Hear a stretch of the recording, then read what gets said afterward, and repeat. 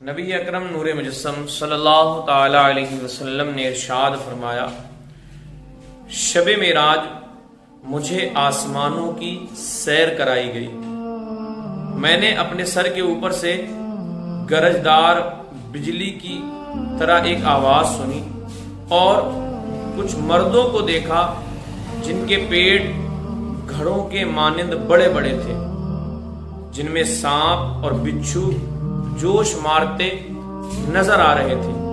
میں نے جبرائیل علیہ السلام سے دریافت کیا، یہ کون ہے؟ تو انہوں نے عرض کی، یہ سود خور ہیں، یہ وہ لوگ ہیں جو سود لیتے تھے۔ شہنشاہ خوش خصال پیگر حسن جمال دافع رنج و ملال صلی اللہ تعالی علیہ وسلم کا فرمان عبرت نشان ہے، جس نے سود کھایا اگرچہ ایک ہی درہم ہو، گویا اس نے اسلام میں اپنی ماں سے زنا کیا۔ اللہ۔ ایک اور حدیث پاک نبی کریم صلی اللہ علیہ وسلم کا فرمان ہے، عذاب کے فرشتے سود کھانے والوں کو اس طرح پچھاڑ دیں گے جس طرح سخت بخار والا پچھاڑے کھاتا ہے۔ اس طریقے سے سخت بخار ہو وہ پچھاڑے کھاتا ہے، اسی طریقے سے عذاب کے فرشتے اس کو بھی پچھاڑ دیں گے جو سود کھانے والا ہے۔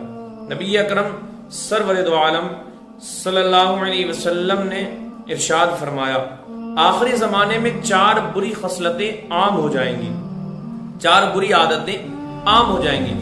نمبر 1 سود کھانا، لوگ بیاج کھائیں گے۔ نمبر 2 خرید و فروخت میں جھوٹی قسم کھانا، خریدنے میں اور بیچنے میں جھوٹی قسمیں کھانا۔ ناپ اور تول میں کمی کرنا، ناپنے میں بھی کمی کرنا اور تول میں بھی کمی کرنا۔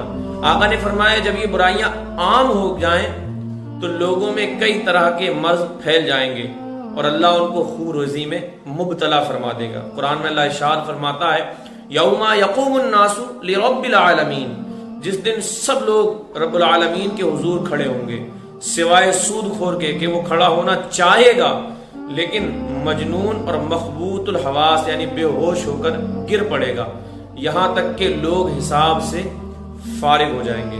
ناظرین، نبی اکرم سرور دو عالم صلی اللہ علیہ وسلم نے ارشاد فرمایا کہ سود خور جو ہے اس پر اللہ کا عذاب نازل ہوگا اور یہ رب کی بارگاہ میں کھڑا ہونا چاہے گا، قرآن میں رب فرماتا ہے، لیکن کھڑا نہ ہو سکے گا۔